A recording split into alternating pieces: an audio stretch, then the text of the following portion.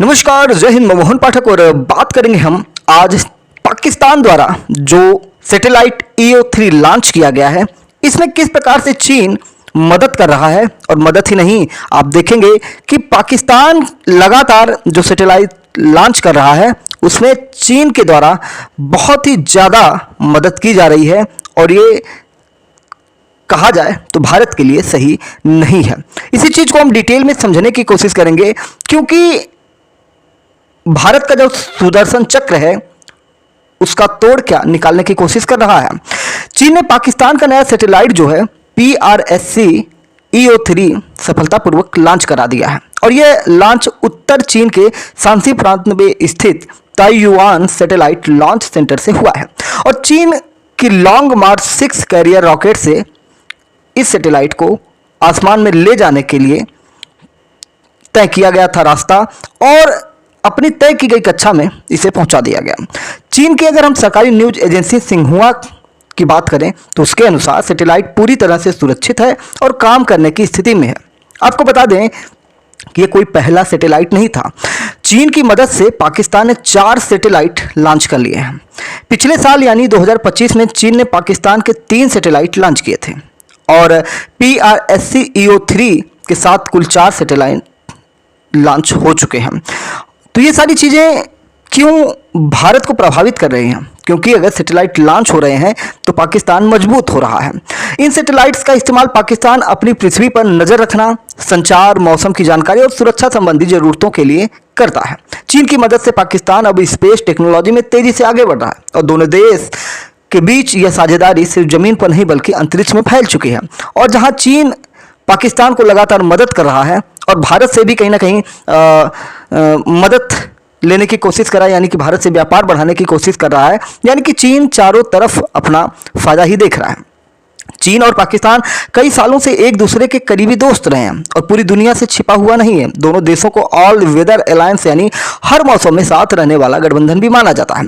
अब यह गठबंधन स्पेस यानी अंतरिक्ष के क्षेत्र में मजबूत हो गया। चीन पाकिस्तान के लिए सैटेलाइट लॉन्च करने के अलावा टेक्नोलॉजी ट्रांसफर और ट्रेनिंग भी दे रहा है और इससे पाकिस्तान को अपने खुद की स्पेस प्रोग्राम विकसित करने में मदद मिल रही है। चीन के लिए यह भी अपने करीबी सहयोगी को मजबूत बनाने का मौका है। भाई, पड़ोसी मजबूत होगा तो जो दुश्मन देश हैं उनको कहीं ना कहीं नुकसान होगा। इसके अलावा एक और बात आपको बताएं कि 24 अप्रैल को 2 पाकिस्तानी युवा चीन पहुंच गए। इन्हें बीजिंग ने चुना है कि वे चीन के स्पेस मिशन की ट्रेनिंग लेंगे और ये दोनों पाकिस्तानी 25 अप्रैल को चीन के एस्ट्रोनॉट सेंटर में पहुंचे और यहाँ वे अपनी चीनी साथियों के साथ ट्रेनिंग भी लेंगे। यानी कि पाकिस्तान को अब स्पेस क्षेत्र में कहीं ना कहीं चीन आगे बढ़ाते हुए वर्क कर रहा है। ट्रेनिंग पूरे होने और सभी टेस्ट पार करने के बाद इनमें से एक पाकिस्तानी पेलोड स्पेस लिस्ट के रूप में चीन के तियांगोंग स्पेस स्टेशन पर जाएगा।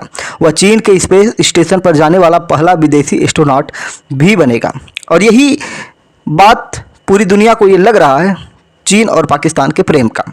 यह दोनों देशों के बीच स्पेस सहयोग का एक नया और ऐतिहासिक कदम भी माना जा रहा है। PRSC EO3 सैटेलाइट का सफल लॉन्चिंग और पाकिस्तानी एस्ट्रोनॉट की ट्रेनिंग ये बताती है कि चीन पाकिस्तान का हिस्सा अब सैन्य और आर्थिक नहीं बल्कि स्पेस टेक्नोलॉजी तक पहुंच चुका है। पाकिस्तान को सैटेलाइट और स्पेस ट्रेनिंग मिलने से उसकी तकनीकी क्षमता बढ़ेगी।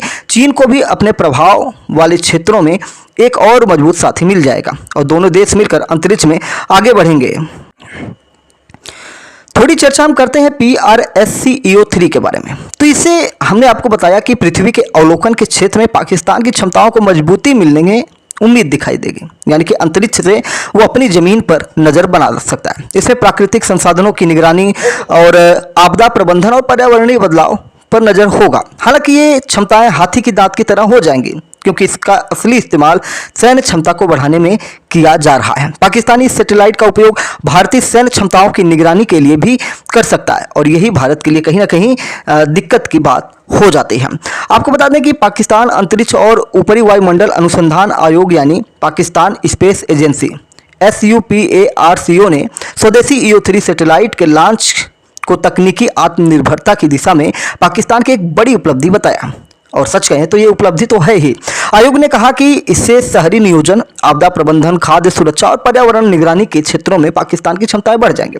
पाकिस्तान सेना की मीडिया शाखा inter services public relations ISPR की तरफ से एक न्यूज़ राइट आई जिसमें कहा गया कि इसके कामयाब लॉन्च की पुष्टि हो चुकी है, जिससे समझा जा सकता है कि इसका क्या इस्तेमाल होने वाला है। यानी कि इनडायरेक्ट में वो बता रहा है कि भैया हम भारत पर निगरानी रखेंगे और इससे पाकिस्तान की अपनी स्पेस आधारित रिमोट सेंसिंग क्षमता और मजबूत होने वाली है। यह एक इलेक्ट्रो ऑप्टिकल सैटेलाइट है जो हाई रिजोल्यूशन इमेजिंग यानी कि तस्वीर लेने में सक्षम है। आधिकारिक तौर पर इसे आपदा प्रबंधन और किसी के लिए बताया गया है, लेकिन इसका सीधा उपयोग सैन्य निगरानी में किया जा सकता है।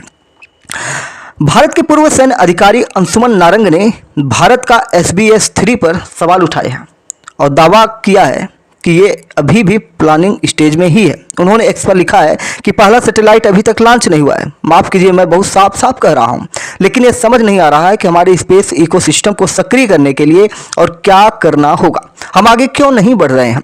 मिशन सुदर्शन चक्र के लिए स्पेस सबसे जरूरी आधारशिला है। अगर यह मिशन शुरू नहीं होता है तो हम अंधे ही बने रहेंगे। यानी कि जो हमारा सुदर्शन चक्र था उसको और मजबूती देने के लिए हमें स्पेस से निगरानी जरूरी है। आपको बता दें कि SBS-3 भारत का एक महत्वाकांक्षी प्रोजेक्ट है जिसके तहत अंतरिक्ष से दुश्मन की हर हरकत पर नजर रखने के लिए सैटेलाइट्स का एक समूह तैयार करना है। चिंता यह है कि पाकिस्तान चीन की मदद से अपनी क्षमताओं को तेजी से बढ़ा रहा है, जबकि भारत का SBS-3 अभी भी योजना और शुरुआती चरणों में है। वही मिशन सुदर्शन चक्र भारत का एक एकीकृत डिफेंस प्रोग्राम है जिसका लक्ष्य थल, जल और नभ की ताकतों को स्पेस आधारित डेटा से जोड़ना है। और भारत के पास पर्याप्त और आधुनिक निगरानी सैटेलाइट नहीं होंगे तो युद्ध की स्थिति में हमारी सेना को दुश्मन की सटीक लोकेशन का पता नहीं चल पाएगा। जैसा कि आपने ऑपरेशन सिंदूर के दौरान देखा था कि भारत ने किस प्रकार से पाकिस्तान को धूल चटाया था, और अब पाकिस्तान अपनी क्षमताओं को बढ़ा रहा है क्योंकि कहीं ना कहीं पाकिस्तान को दिक्कत तो हुई थी और उन सारी चीज़ों से निपटने के लिए पाकिस्तान लगातार काम कर रहा है। और ये अगर वर्क कर जा रहा है तो भारत के लिए एक बड़ी चुनौती होने वाली है आने वाले समय में। तो ये सारी चीज़ें अगर हम समझ रहे हैं कि चाइना की मदद से अगर पाकिस्तान स्पेस में अपनी मजबूती, अपनी दावेदारी को बढ़ा रहा है, तो भारत सुदर्शन चक्र को कब प्रभावी करने वाला है। यानी कि भारत को अब और तेजी से कार्य करना पड़ेगा और अपने आप को सुरक्षित करना पड़ेगा। यानी कि भारत की मजबूती, भारत की स्पेस एजेंसियां अगर इस पर वर्क करेंगी तो भारत में सुरक्षा व्यवस्था और मजबूत होगी। और चीन का भरोसा तो है ही नहीं, चाइनीज माल का कोई भरोसा किया नहीं जा सकता है क्योंकि चाइना भारत के खिलाफ हमेशा से पाकिस्तान के समर्थन में रहा है। कोई भी आप मुद्दा देख लीजिए, कोई भी युद्ध देख लीजिए, किसी भी प्रकार की व्यवस्थाएं देख लीजिए, चीन हमेशा भारत के खिलाफ खड़ा रहा है। तो अगर भविष्य में कुछ होता है तो चीन कहीं ना कहीं मदद जरूर करेगा। अगर चीन की सहायता से सैटेलाइट लॉन्च हो रहे हैं तो चीन भी अपनी कुछ चीज़ें उसमें जरूर ऐड किया होगा जिससे उन सैटेलाइट के जरिए भारत के बॉर्डर्स पर, भारत के अंदर कुछ निगरानियां बढ़ाई जा सकें। फिलहाल भारत क्या करेगा क्या नहीं करेगा ये तो वक्त तय करेगा, लेकिन जिस प्रकार से स्वदेशी EO-3 पाकिस्तान ने लॉन्च किया है इससे वो अपनी ताकत को दिखाने की कोशिश कर रहा है कि अब वो पाकिस्तान जो है स्पेस एजेंसी यानी कि स्पेस क्षमता में धीरे धीरे आगे बढ़ रहा है। और ये अब उसकी एक तरह से देखें तो भारत के प्रति तैयारी को दर्शाता हुआ आगे बढ़ रहा है। और पाकिस्तान अपनी क्षमताओं को इन सारी चीज़ों को लेके बढ़ाता हुआ आ रहा है। ठीक है, तो चलिए आपको बता दें कि जनवरी 2025 में EO-1 के प्रक्षेपण के बाद फरवरी 2026 में EO-2 को तैनात किया गया था। एजेंसी ने इससे पहले अक्टूबर 2025 में अपने पहले हाइपर स्पेक्ट्रल उपग्रह HS-1 के प्रक्षेपण के साथ अपनी क्षमताओं का विस्तार किया था और पाकिस्तान ने इस प्रक्षेपण को अंतरिक्ष प्रौद्योगिकी में स्वदेशी क्षमता निर्माण के प्रयासों में एक मील का पत्थर माना है। तो चलिए, चैनल पर नए तो MPS हिंदी को सब्सक्राइब करके daily current affairs news analysis के लिए हमारे साथ जुड़ जाइए। काफ़ी दिनों बाद लेक्चर स्टार्ट हुए हैं क्योंकि आप देख रहे हैं कि हमारे शादी का प्रोग्राम चल रहा था, शादी बीत चुकी है और अब लगातार क्लासेज स्टार्ट हो जाएंगी। डेली करंट अफेयर्स और न्यूज एनालिसिस के लिए हमारे साथ जरूर जुड़िए। चैनल को सब्सक्राइब करना बिल्कुल भी ना भूलिएगा। जय नमस्कार, भारत माता की जय।